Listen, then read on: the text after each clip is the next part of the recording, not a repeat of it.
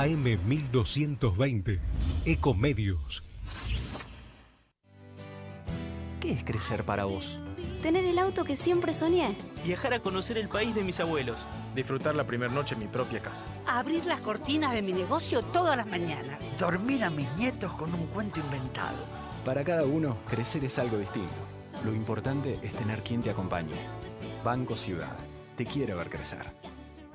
Durante estas vacaciones de invierno, el emblemático Palacio de las Aguas Corrientes se transforma en el Palacio del Hielo, donde se llevarán a cabo juegos, talleres y actividades especiales dirigidas al público infantil. El Palacio de Hielo abrirá sus puertas hasta el 27 de julio y las actividades se podrán disfrutar de forma libre y gratuita de lunes a viernes de 15 a 17 horas en Viamonte 1951, Capital. En tanto, el museo estará abierto en su horario habitual de 9 a 13 horas y de 14 a 17 horas. Además, se exhibirá la muestra Antártida, el paisaje del agua, de la artista plástica Natalia Novaro.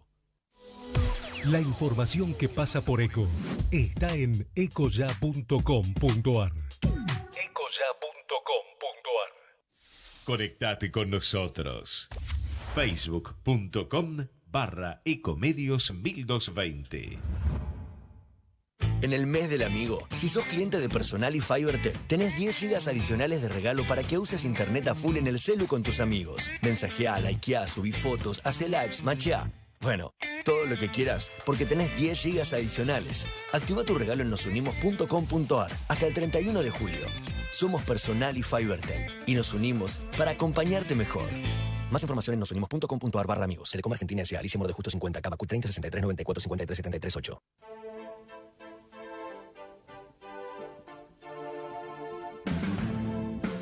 Al derecho y al revés. Las dos caras de la realidad.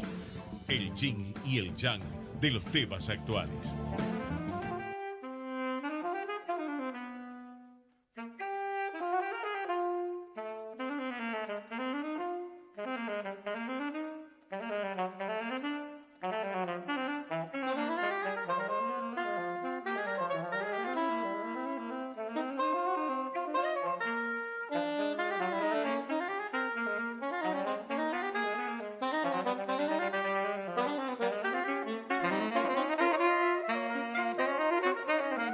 Hola, hola, buenas noches.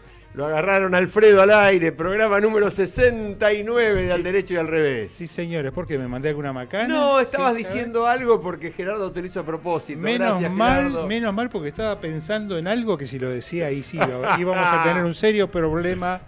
Creo que no solo el programa, sino la radio toda. La radio toda. Pero bueno, aquí estamos, otro martes más, reunidos, ya llegando casi a los 70, pero son 69 programas, y con una buena compañía hoy, que tenemos acá un amigo, un economista, más o menos del palo mío, yo soy contador, y así que tenemos seguramente estudiaste en Buenos Aires, en la universidad, en la Facultad de Económicas, allí en Córdoba, el 2100.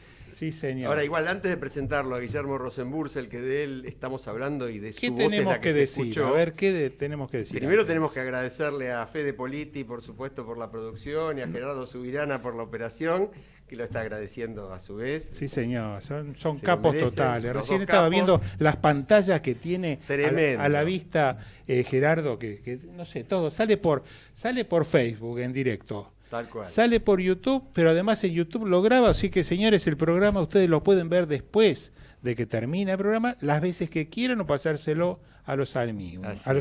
¿Y qué más? No sé por dónde sale. Pero yo creo que teníamos un tema del día antes de hablar con Guillermo muy breve, y es señalar que afortunadamente, si el viento lo permite y las circunstancias climáticas y andás a ver qué otros factores más, está muy cerca el acuerdo entre la Procuración de la Argentina y la Procuración del Brasil para que vengan esos datos, esos videos que ya conocemos porque ya están en los diarios argentinos. Pero ¿sabés que le tengo un poco de miedo al tema? Que tardan mucho en llegar. Pero llegar no. Tardan mucho en decir que sí aquí en la Argentina porque los brasileños dijeron ya que está el acuerdo para ellos dado y la documentación disponible para ser entregada, que es la prueba, digamos, contundente del caso. Creo que uno de los más comprometidos con este tema es el propio ex ministro de Planificación, hoy detenido, Julio De Vido. Y sus muchachos. Y sus muchachos, pero principalmente él. ¿Y qué pasa? Ahí hay todo un juego de ida y vuelta, porque me parece que debe haber algún empresario que de rebote debe recibir seguramente algún coletazo. Y yo te diría que unos cuantos, porque obviamente Odebrecht trabajó asociada. Entonces es una cuestión con empresas muy, muy importantes de la obra pública nacional. Una cuestión eminentemente judicial, que debiera desde el vamos haberse aceptado, pero en forma inmediata, está siendo estudiada, me parece que políticamente, y por Argentina, porque Brasil dijo yo te ya diría, que sí. por lo que conozco, en lo personal, que eso sí lo conozco, de parte del gobierno y particularmente del Ministerio de Justicia ha habido la intención de que esto se concrete desde hace bastante tiempo. Y en esta última gestión para destrabar el acuerdo y conseguir que la información venga, me consta también que ha habido un esfuerzo. Ahora, el problema es que el ministerio es un ministerio, el gobierno no es un todo, y los involucrados en esta investigación algunos muy allegados. Son peces muy gordos, Pues más allá de que lo decíamos con un poco de ironía o quizás de triste sarcasmo antes. Lo cierto es lo que vos decías, en toda Latinoamérica avanzaron las causas. Hay presidente depuesto, hay vicepresidente preso, Perú, Ecuador, y acá no pasó nada. Pero bueno, es una buena noticia que queríamos comentar, no la incluimos en el temario porque... Pero ¿sabes qué? La semana que viene espero tengamos que decir, señores, se firmó, señores, se acordó, señores, la prueba ya llegó. Pero tengo mis dudas. Yo también. Veremos. Pero bueno, vamos a presentarlo a Guillermo, cuyo currículum sería muy extenso leer. Pero sí podemos decir que es titular de cátedra hace años en la UBA y también en la Universidad de San Martín, es investigador del CONICET desde el año 1989, a los 10 años. Claro, desde chiquito, era un niño prodigio.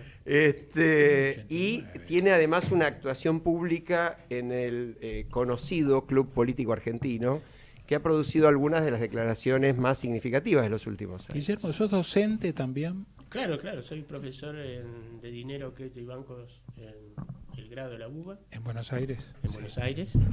Y soy también docente en la Universidad de San Martín y en cursos de posgrado en UDESA. ¿Tu actividad profesional fundamentalmente se desarrolla en qué ámbito en forma principal? No, básicamente en el ámbito académico, como investigador del CONICET. ¿No sos asesor de empresas? No, ¿No sos asesor de gobiernos? No. He sido consultor de organismos internacionales, como la CEPAL o el BID. O sea, podríamos pensar que tenés una postura mental muy independiente, ¿no? Porque yo pretendo tenerla de esa manera. Eso tiene un valor, tiene un plus que para nosotros creo que cuando le demos rienda suelta a la charla, seguramente va a ser valorado de una manera distinta, porque una cosa es preguntarle a alguien que tiene una inclinación para un lado o para el otro, y otra cosa es... Tal cual. ¿Me dejas que yo entre con una pregunta muy genérica que se me ocurre en este momento?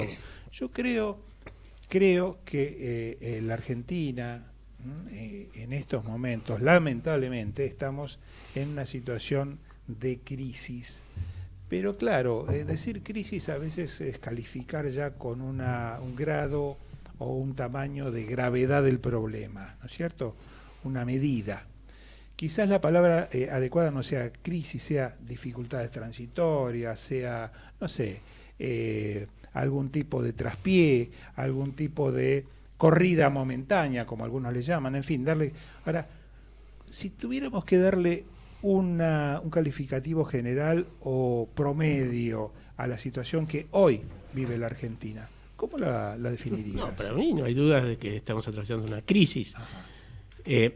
Lo que pasa es que la palabra quedó teñida de contornos tal vez extremadamente dramáticos por las experiencias de la hiperinflación y del colapso de la convertibilidad, que también fueron crisis, pero fueron crisis mayúsculas, terminales de regímenes políticos y económicos, digamos, ¿no es cierto?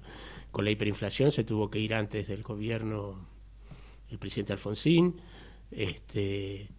con la crisis de la convertibilidad se tuvo que ir antes del fin de su mandato de la Rúa, y en los dos casos hubo, no solo desde el punto de vista económico, crisis de ingresos, sino crisis de patrimonio, digamos, ¿cierto? Colapsos bancarios, colapsos financieros.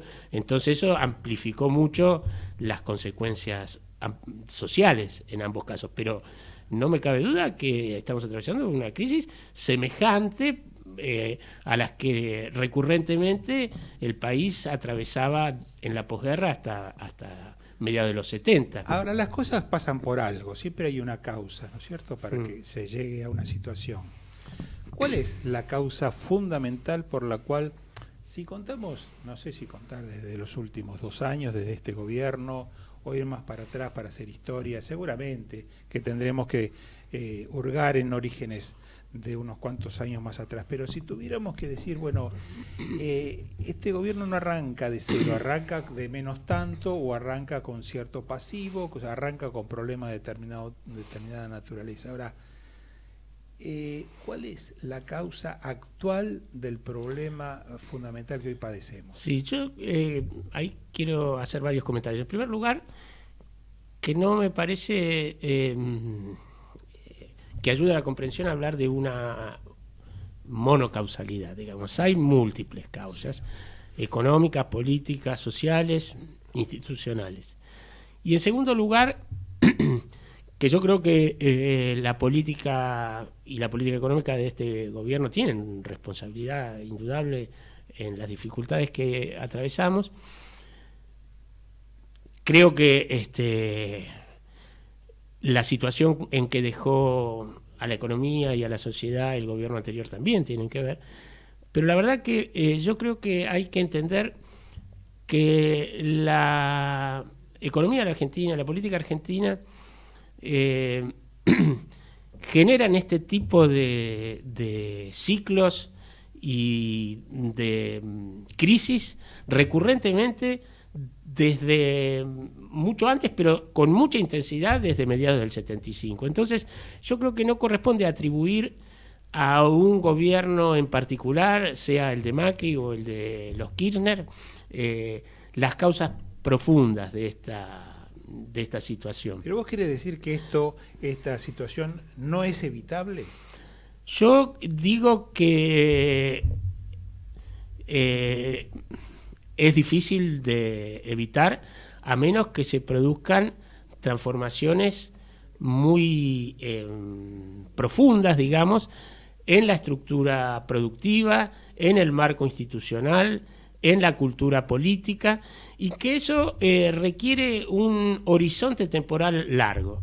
Y me parece que la sociedad argentina no está dispuesta desde hace mucho tiempo a hacer sacrificios que estén bien repartidos, obviamente, pero que generen resultados no inmediatos, sino al cabo de un periodo. Y la verdad es que querer arreglar las cosas de un momento para el otro es lo que nos ha venido a lo largo de décadas deteriorando cada vez más. La idea de buscar atajos, la idea de buscar soluciones fáciles, digamos. La verdad es que yo creo que la raíz de eso está en una extrema conflictividad social, en la capacidad de veto que tienen los distintos sectores, pero en la incapacidad de generar una hegemonía suficientemente fuerte de algún sector político, económico, social, como para llevar adelante un proyecto. ¿Es un problema de liderazgo, dirías? Yo digo que es un problema de liderazgo, un problema de la capacidad de generar acuerdos, digamos. A mí no me gusta esta idea, me parece que es engañosa, no en el sentido en el sentido de algo hecho a propósito, pero creo que confunde hablar de de grandes consensos o de políticas de Estado.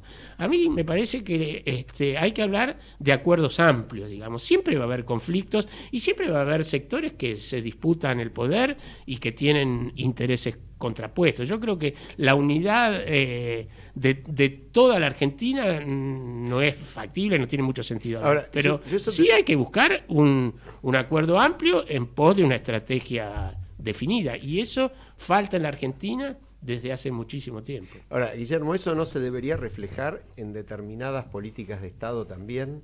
Porque cuando vos hablas de una... Yo coincido plenamente con lo que estás planteando y me parece que es muy interesante escuchar a un economista hablar de esto, porque en lugar de estar hablando de soluciones mágicas, o en lugar de estar hablando de estas 4 medidas que resuelven el problema, está planteando que hay un problema mucho más de fondo, ¿no? Incluso yo lo quería llevar a algo que está en un artículo reciente de Guillermo, no recuerdo si en Clarín o Nación, pero de hace un mes o 20 días, donde vos explicás lo que interpretás como origen de la inflación en la Argentina y por qué la inflación se ha convertido en algo tan recurrente, que es algo que a la gente la desespera. Y bueno, y cambio un poco el eje y te pregunto sobre eso. Vos ahí explicás por qué se produce y por qué no la podemos combatir con facilidad. Sí, claro, la idea un poco simplista de que la inflación es un fenómeno monetario, que es una tautología, obviamente, porque los precios monetarios son los que suben, digamos, no implica que la forma de combatirlo sea monetaria exclusivamente.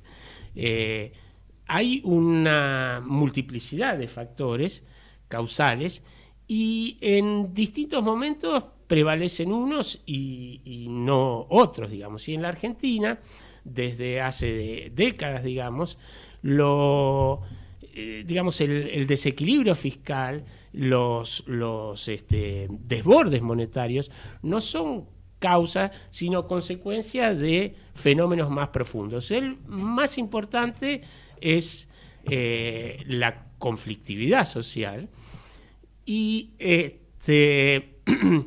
la puja distributiva, y una vez que se instala esa puja distributiva como mecanismo establecido de solución de conflictos, la inflación adquiere una inercia a través de mecanismos informales o formales de indexación que requieren una política mucho más comprensiva para atacarla. Es decir, vos cuando hablas de puja distributiva hablas de que cada sector, por ejemplo, los trabajadores obviamente pelean por su salario, y el empresario también trata de defender su ganancia. Su margen de ganancia, y en la medida, además, en que cada uno pisa un escalón, solamente está pensando en el que viene. Y sí. Es decir, ni siquiera en quedarse ahí. No, claro, porque, digamos, en un país de inflación crónica, el mejor predictor de la inflación futura es la inflación pasada, digamos. Entonces, lo que como mínimo yo quiero es recuperar lo que perdí por la inflación pasada. Lo que se le dice en la calle es cubrirme. Y sí, y si tengo incertidumbre sobre la posibilidad de que la inflación se acelere, reajusto mis precios un poco más que la inflación pasada, digamos. Ahora, claro, ahora yo quiero señalar una cosa que a veces es mal comprendida, digamos, o a mi juicio mal comprendida. Siempre se dice los perjudicados por la inflación son los asalariados en todas las circunstancias. Y la verdad que en la gran mayoría de las circunstancias es así, pero en muchas ocasiones, por ejemplo, en el periodo de aceleración de la inflación del gobierno de Néstor y de Cristina, los que lideraron los aumentos de la inflación fueron los salarios. Los salarios reales tendieron a mejorar. Entonces, la responsabilidad no es exclusiva de un sector. Y el perjudicado no es siempre el mismo sector. El que paga el pato siempre, y en la Argentina cada vez son más, son los informales, porque los informales no tienen nadie que los represente, nadie que en las negociaciones proteja sus derechos. Los sindicalistas defienden a los empleados formales, a los trabajadores. Tampoco figuran en las estadísticas. Y en muchos casos no figuran en las estadísticas. Entonces, en la medida que la informalidad aumenta, hay un sector social cada vez más amplio que sufre gravemente la informalidad. Dentro de la formalidad, lo que yo quiero reforzar es que no se trata de una conspiración maléfica la inflación. Digamos, se trata de una forma perversa de procesar los conflictos cuando no hay otros canales institucionales para resolverlos, y que toda la sociedad se acaba perjudicando. Y es eso, entre otros factores, lo que hace colapsar el horizonte temporal de la sociedad. Y por esa razón es que nadie está dispuesto a hacer sacrificios a largo plazo, digamos, ¿no es cierto? La idea es que no hay largo plazo. Claro, te tenés que salvar hoy, te tenés que salvar para mañana. No tenés tiempo de pensar cómo construir una alternativa diferente en un plazo más largo. Yo te doy hoy lo que no tiene Duhovne. El Ministerio de Economía completo. Todos los chiches adentro, producción, agroindustria, te doy todo lo que históricamente ha tenido un Ministerio de Economía, muchas veces por lo menos. Sí. ¿Cuáles son las medidas para parar la inflación? Y por supuesto, si necesitan un consenso político, sí. ¿cuáles Yo serían? quiero primero hacer un mea culpa que vale para todos los economistas, y yo creo que hace falta decirlo explícitamente. No tenemos la bola de cristal ni la verdad absoluta, y si hay algo que lo ratifica claramente es el grado de debate, de discusión y de confrontación que hay entre los economistas. O sea, no tenemos la verdad revelada, y precisamente por eso hay tantas teorías y tantas recomendaciones contrapuestas. Entonces, lo primero es un reconocimiento de que no sabemos que no tenemos la posta. Lo segundo es que nuestras recomendaciones tienen que ser emitidas o enunciadas a partir de cierta modestia. En tercero, que cualquier política económica requiere respaldo político. Y ahí sí, yo te diría lo que yo pienso que habría que hacer, que habría que ver si produce los resultados esperados. Me parece que hoy en día no tendríamos que buscar un descenso abrupto de la inflación. Precisamente a eso me refería, que no necesariamente, depende cómo lo manejemos, la inflación va a afectar a los más necesitados, sino que eso dependerá de qué tipo de política lleves adelante. Tratar de bajar abruptamente la inflación hoy generaría efectos adversos para la gente más humilde, peores que tratar de reducirla progresivamente, protegiendo el poder adquisitivo de los trabajadores. Yo creo que cuando vos tenés precios relativos muy desajustados, como es claramente el tipo de cambio y las tarifas, vos no podés simultáneamente tratar de corregir esos desajustes y bajar rápido la inflación. Creo que un primer error importante de la estrategia de política económica de este gobierno fue privilegiar a toda costa la baja de la inflación. Dijo, voy a corregir el tipo de cambio, voy a corregir las tarifas, pero después dejó de corregir el tipo de cambio como manera de bajar la inflación.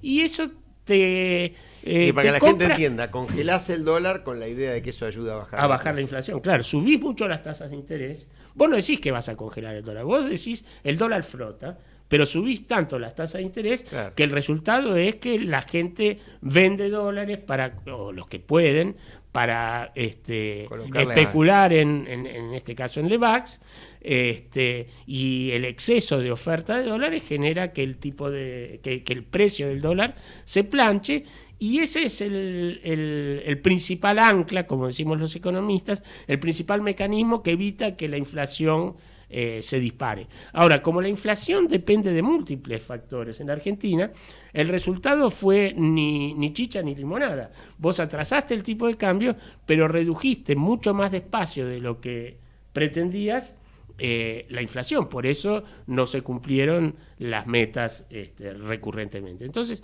vos necesitas una política cambiaria, yo creo, que mantenga el poder adquisitivo o el valor real del tipo de cambio, porque es eso lo que te va a generar en un horizonte temporal no inmediato, sino a lo largo de sostenible, digamos, una situación de equilibrio en el balance de pagos y en la cuenta corriente. Necesitas generar divisas genuinas a través de las exportaciones y no a través del endeudamiento, porque el endeudamiento vos lo podés usar en un momento, transitoriamente, pero no como mecanismo permanente. Entonces, necesitas sostener el tipo de cambio en términos reales, el poder adquisitivo.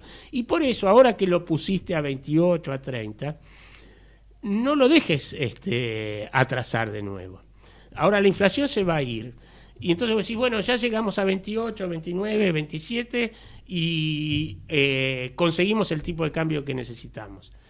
Eso es lo que hiciste al principio del gobierno y te generó problemas. Si vos te das por satisfecho, acabé la corrida, puse el tipo de cambio en un nivel sostenible y ahora me concentro en bajar la inflación, vas a tardar en bajar la inflación y el tipo de cambio se te va a atrasar de nuevo. Yo creo que el gobierno tiene que tratar de bajar la inflación no a través del ancla cambiaria. Y eso requiere acuerdos de los principales actores económicos, básicamente empresarios y sindicatos. Los empresarios tienen que aceptar algún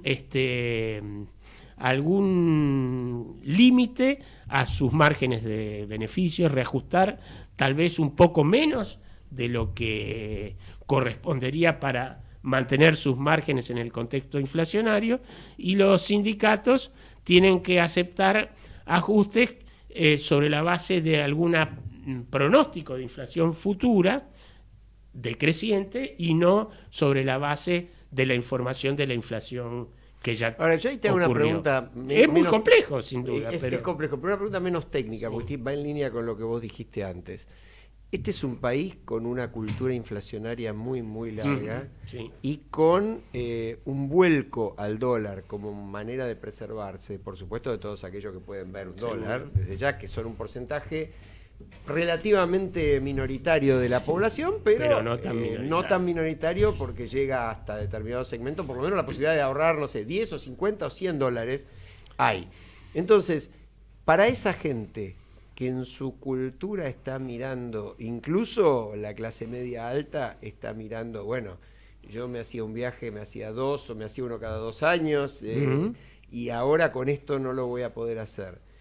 ¿La podés convencer del esfuerzo sin venderle, en el mejor de los sentidos de la palabra vender, un proyecto? No, claro, necesitas, justamente, si vos te concentrás, como yo creo erróneamente que está haciendo el gobierno, en decir, el gran acuerdo con la oposición es por el presupuesto del año que viene, el gran acuerdo con la oposición es por el ajuste y cumplir con la meta del fondo. Más allá de si eso es necesario o no, yo creo que es necesario, en todo caso después habrá que discutir cómo se reparten los costos, pero si vos te reducís a convocar a un gran acuerdo y a generar apoyo social a un objetivo tan mezquino, por decirlo así, o tan... Y tampoco simpático, además, ¿no? Tampoco atrayente, digamos. Entonces está frito, digamos, ¿no es cierto? Vos tenés que generarle a la sociedad la idea de que sabés hacia dónde vas. Yo creo que hay un vacío en ese punto. La mayoría, me parece, tal vez me equivoque, pero la mayoría de los liderazgos políticos en la Argentina no tiene muy claro hacia dónde habría que ir.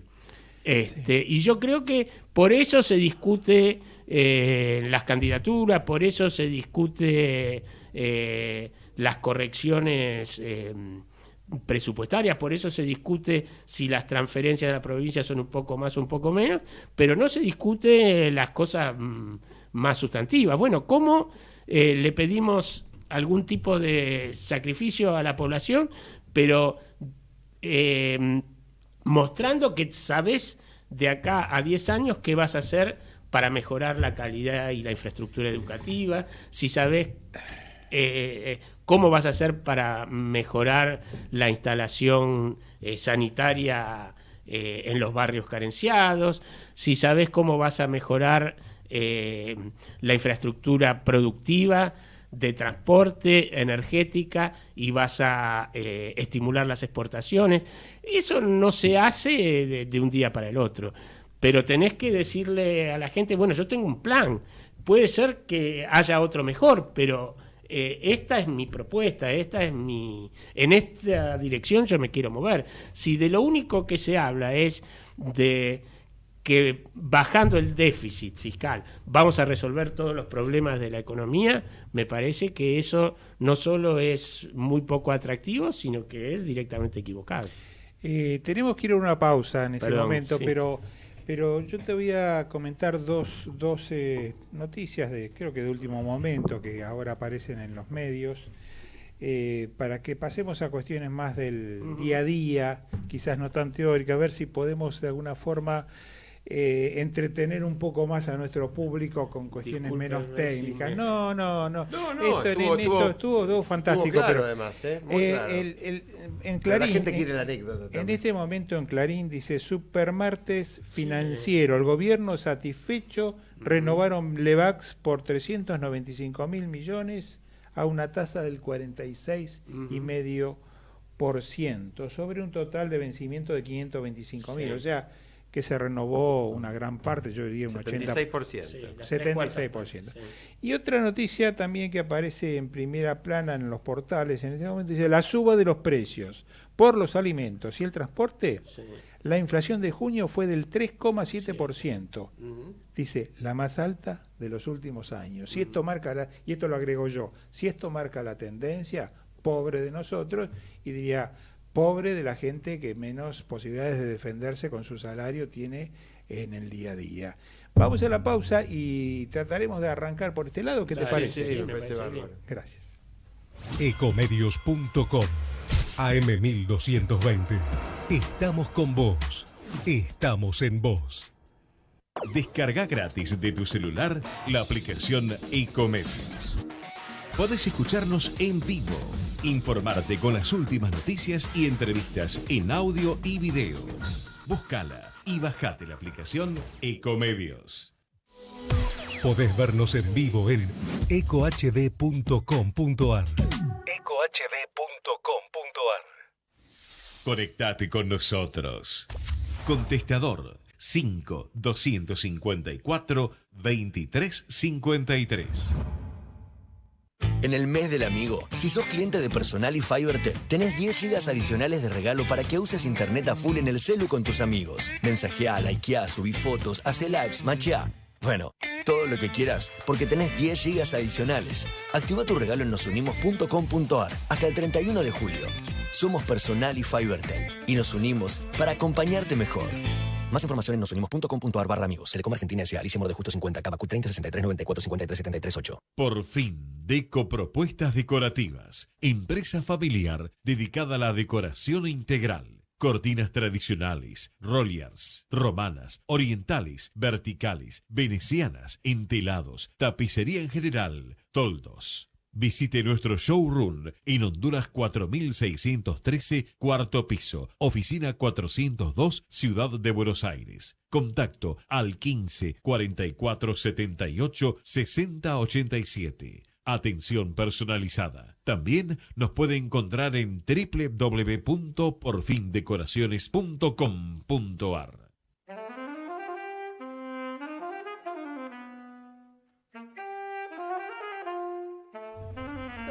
La pregunta entonces era de hace un momento, tenemos el índice de inflación más alto de los últimos tiempos, 3,7%, altísimo, en un solo mes aumentó el índice de precios minoristas, debe ser, ¿no es cierto? No, sí. Transporte y... los alimentos subieron casi 6%. Y tenemos una tasa del 46% ¿Para qué? Para lograr que la gente no se vuelque tanto al dólar y se mantenga... Esto es terrible. Mañana, miércoles, habla el presidente de la Nación, Mauricio Macri, va a hablar a los argentinos, yo supongo, sobre alguna de estas cuestiones económicas.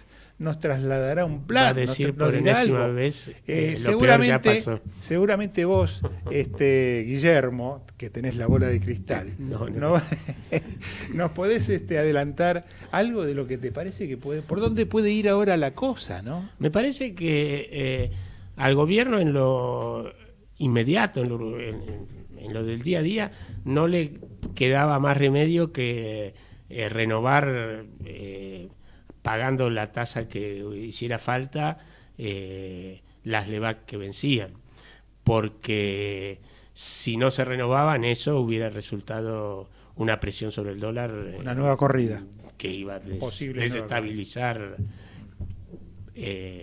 la situación económica gravemente.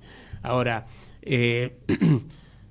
el gobierno no tiene que hacer una fiesta porque estabilizó el mercado cambiario. Eso es lo urgente para evitar que todo colapse, pero los problemas serios los tenemos de ahora en adelante, y el problema serio de ahora en adelante es cómo lográs bajar la tasa de interés sin que la gente se te vaya al dólar, cómo haces para evitar que el tipo de cambio se atrase y cómo haces para ir desacelerando gradualmente la inflación. Fíjate que a los economistas no nos sorprende que la inflación haya llegado al 3,7, 4%. Si vos devaluaste casi 60% en muy poco tiempo, te diría que incluso el guarismo de inflación es mucho menor que el que estábamos acostumbrados antes de la convertibilidad, digamos, o cuando salimos de la convertibilidad. O sea, ¿tenemos el peligro de una hiper? No, inmediatamente yo creo que no lo tenemos. Pero una inflación de 4% mensual es una inflación de 60% anual. Yo creo que no se va a quedar ahí, pero ciertamente una inflación de esa magnitud es incompatible con una recuperación económica, aunque sea modesta. Otra pregunta también sobre el tema del día.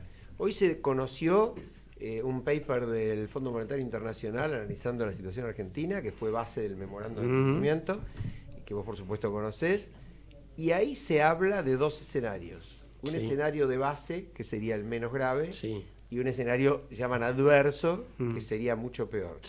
En tu mirada, ¿cuál de los escenarios es más factible? Para mí es más probable el más adverso, sin duda, sí. Y yo no sé hasta qué punto el fondo queda corto. No lo tiene. Sí, se quedan cortos, ¿no? No sé, eso de vuelta es la bola de cristal, pero yo te diría que el escenario de base es el escenario optimista. No es imposible que eso ocurra, pero es, a mi juicio, bastante poco probable. Por eso me parece que el gobierno tendría que hablarle a la sociedad con más franqueza, digamos, ¿no es cierto? De acá hasta fin de año y seguramente la primera mitad del año que viene vamos a atravesar un periodo muy complejo, digamos, ¿no es cierto? Y entonces la discusión es, bueno, ¿cómo voy a hacer para progresivamente mejorar la situación fiscal aceptando que no tengo el mismo financiamiento que tenía antes? Yo creo que corregir la situación fiscal no tenés más remedio, digamos, desde el punto de vista de un economista, aunque la gente no le guste, vos tenés que tratar de entender que a mí no me gusta mucho hacer comparaciones entre el Estado y las familias, porque en muchos aspectos no es lo mismo, pero llega un punto que si vos no podés conseguir financiamiento, seas una familia o seas el Estado, tenés que ajustar de alguna manera. Ahora, ¿quién paga? En la familia pagas vos, digamos. El Estado tiene la capacidad de repartir los costos y me parece que se pueden repartir los costos mejor de lo que lo prevé el gobierno. Y, por ejemplo, aceptando que después de una devaluación del 60%, el sector primario exportador agropecuario está en una situación más favorable de la que estaba hace un tiempo, que el año que viene va a haber una cosecha muy buena y que entonces tiene todo el sentido del mundo en la medida que vos estás convocando a un sacrificio general de toda la sociedad y no que le querés expropiar rentabilidad a ese sector exclusivamente, decirle, bueno, vamos a postergar la reducción de retenciones. Me parece que eso va de cajón. Eventualmente, no sé, pero como mínimo no bajarla. ¿cierto? De hecho, comentábamos en la previa también, ¿no? Es bastante curioso que el Fondo Monetario Internacional le diga al gobierno no las pueden reducir. Debe ser una situación medio inédita en la historia, ¿no? Que sea el fondo el que te diga, no las bajes. Y después está la otra cosa, me parece que vos tenés que reducir subsidios, sin duda. Ahora, hay sectores empresarios que, digamos, han hecho han basado su rentabilidad en los subsidios del Estado, digamos, ¿no es cierto? Y esos subsidios tienen que reducirse y tender a desaparecer. Por ejemplo, y el de toda la zona de Tierra del Fuego. Entonces, que se hable de reducir los subsidios a las tarifas públicas tiene sentido. Ahora, de vuelta, ¿cómo lo haces? Pero mientras tanto, si vos no tocás los subsidios a ese tipo de sectores empresarios rentistas que se han beneficiado todo el tiempo de los subsidios del Estado, vos le estás dando un mal mensaje a la sociedad. Los esfuerzos no están bien repartidos, digamos. Esa gente ganó mucha plata, mucho tiempo y no ha mejorado la productividad de esas actividades, probablemente porque esas actividades no sean las mejores para llevar adelante en la Argentina. Sí, yo hay una cosa que quería tocar, es la fecha, ¿no? Porque hoy es una fecha bastante particular en la historia argentina. Uh-huh.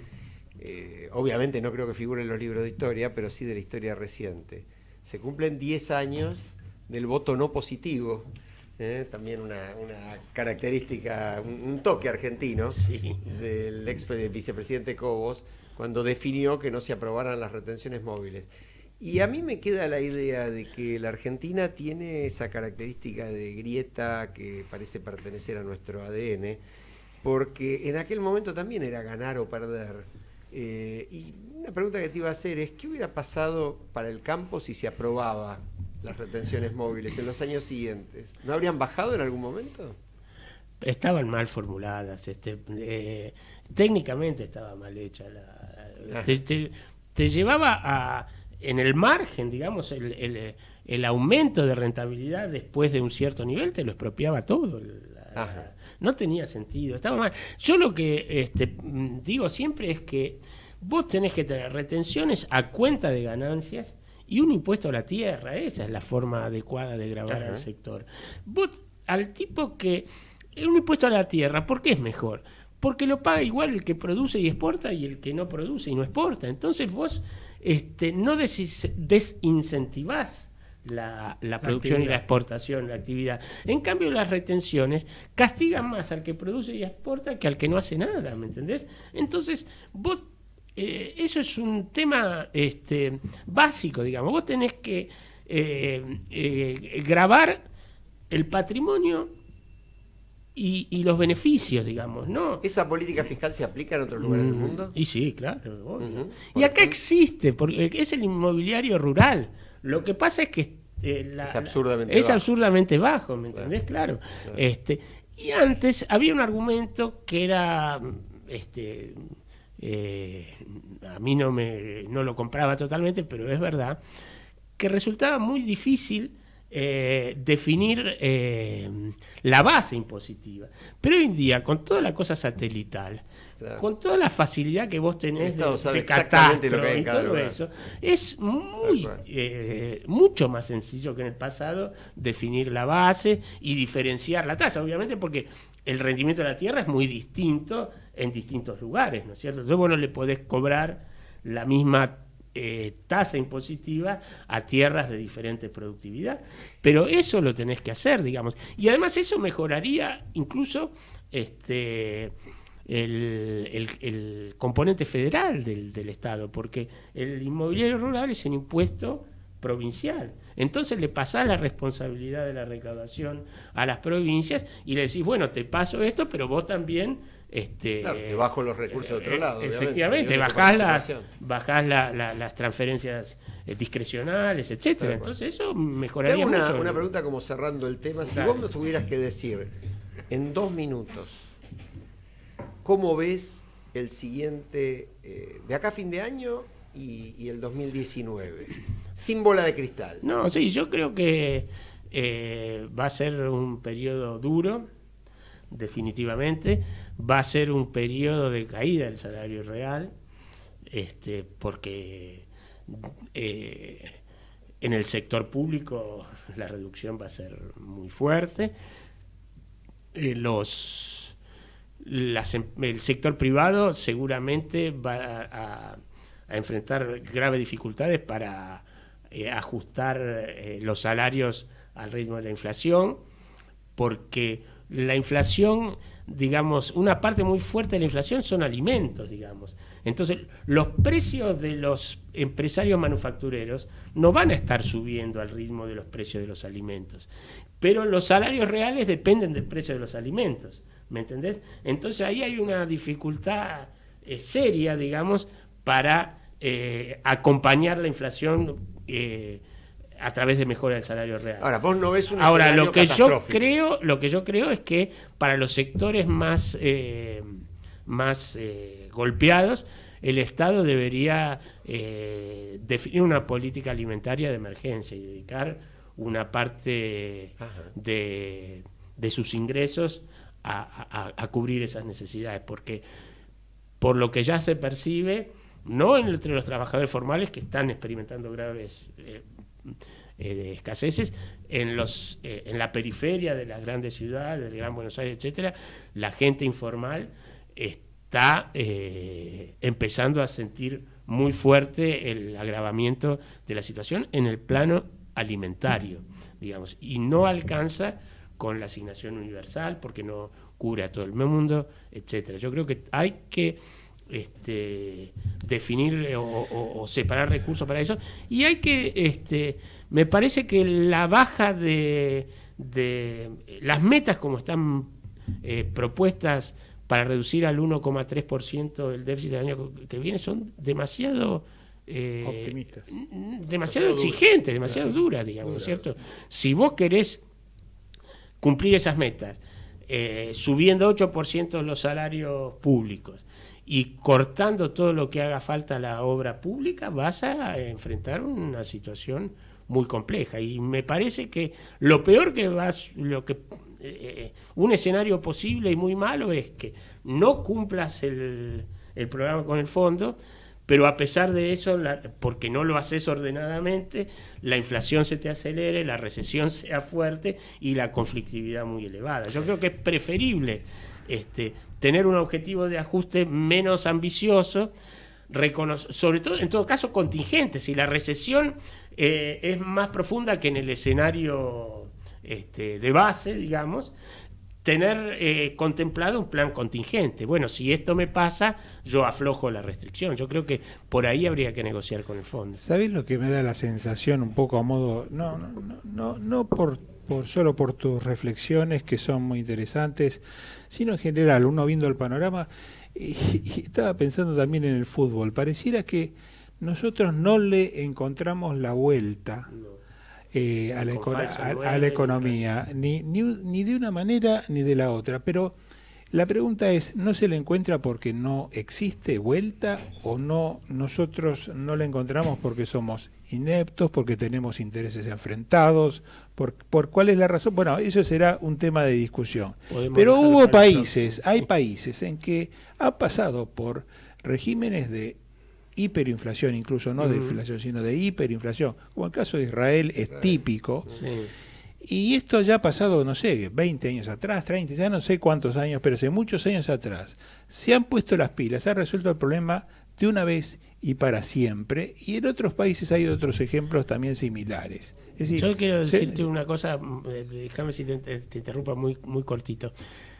Nosotros vivimos en un barrio muy desfavorecido, digamos.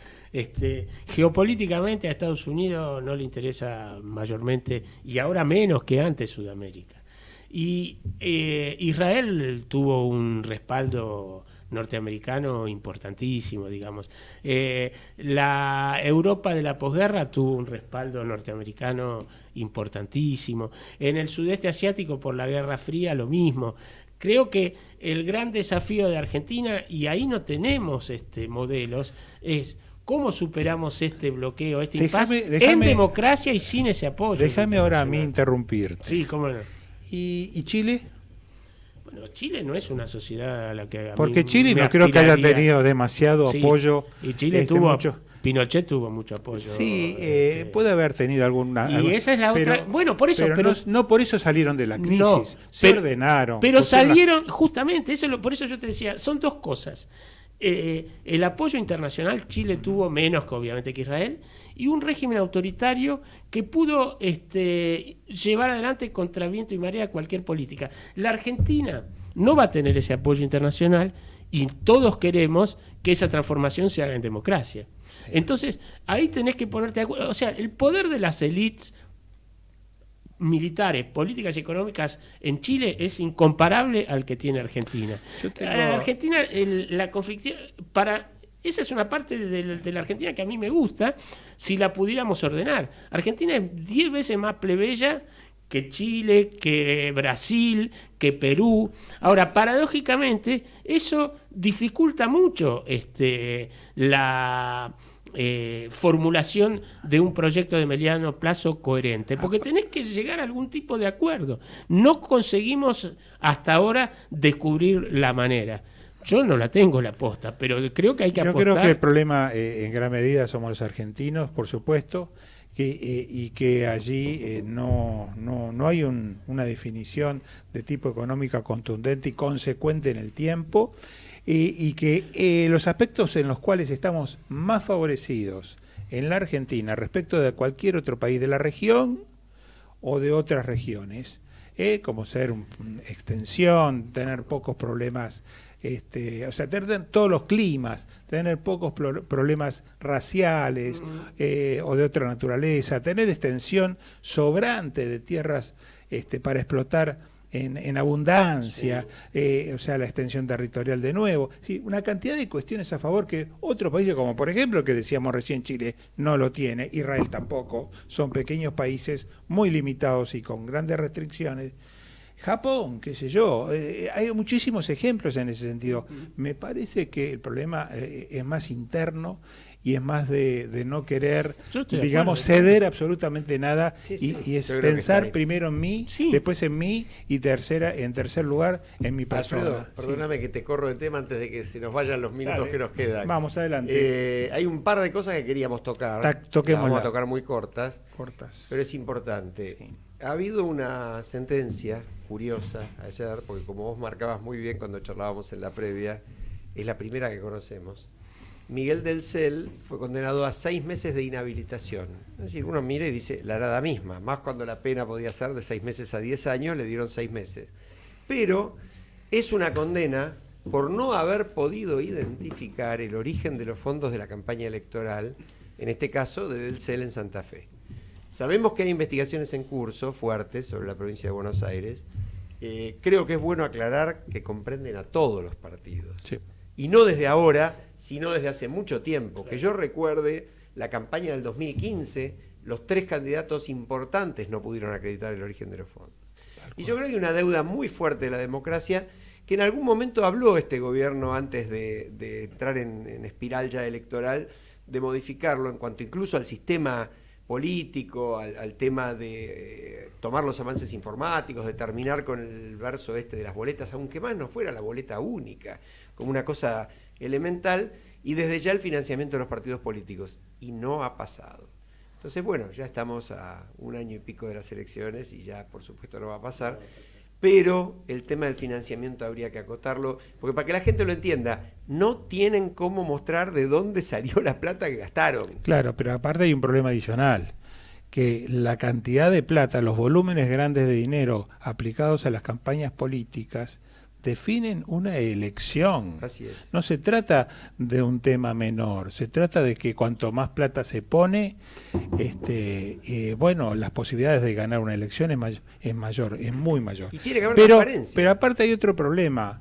En este caso no lo hubo, tampoco en el caso que se está comentando en estos días en la provincia de Buenos Aires sobre el origen de los fondos de las últimas elecciones.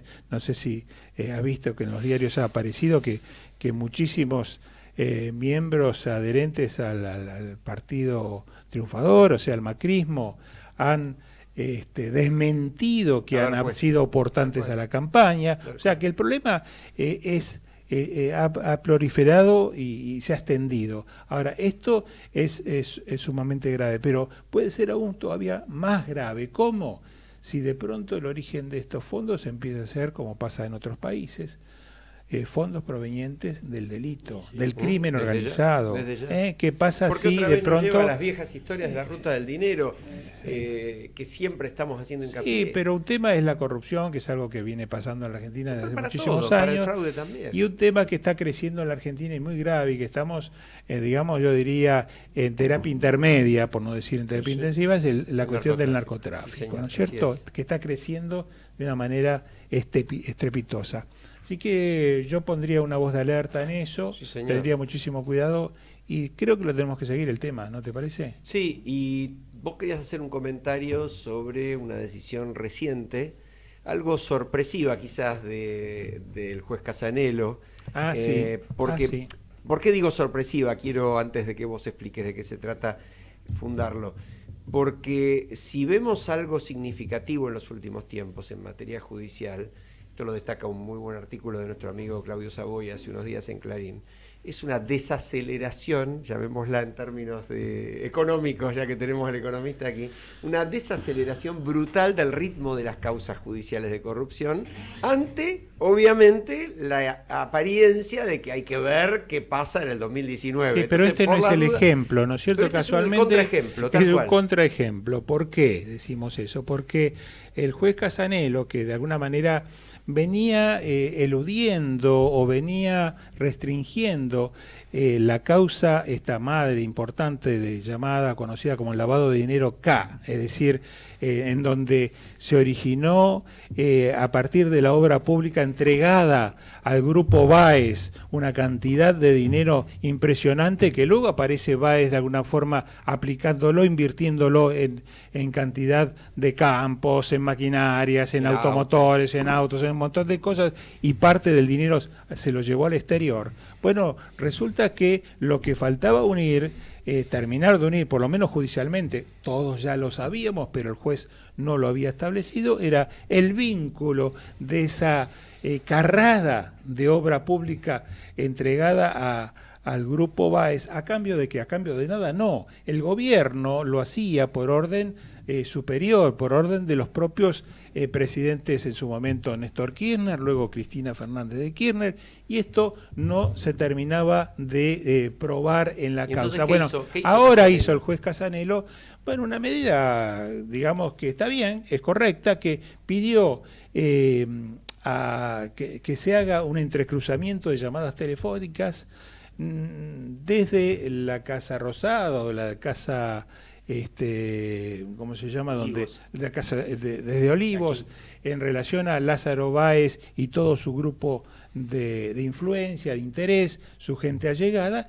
y de esa forma establecer si ha habido contactos fluidos en todo el momento. Ahora, es extraordinario, ¿no? Porque la lentitud con que se manejan esas cosas, uno se pregunta, ahora nos acordamos.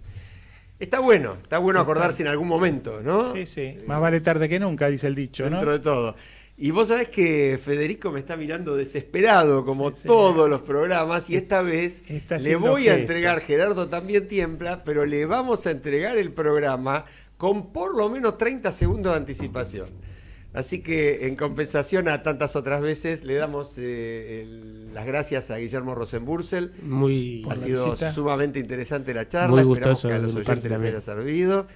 Y nosotros nos vamos a despedir hasta el martes próximo. Nos despedimos, ¿no? Hasta el martes próximo. Ahora le damos paso a algún programa en particular. Voces y Memorias con Hernán Dobri. Señores, ha sido un placer. Buenas noches. Un abrazo a todos.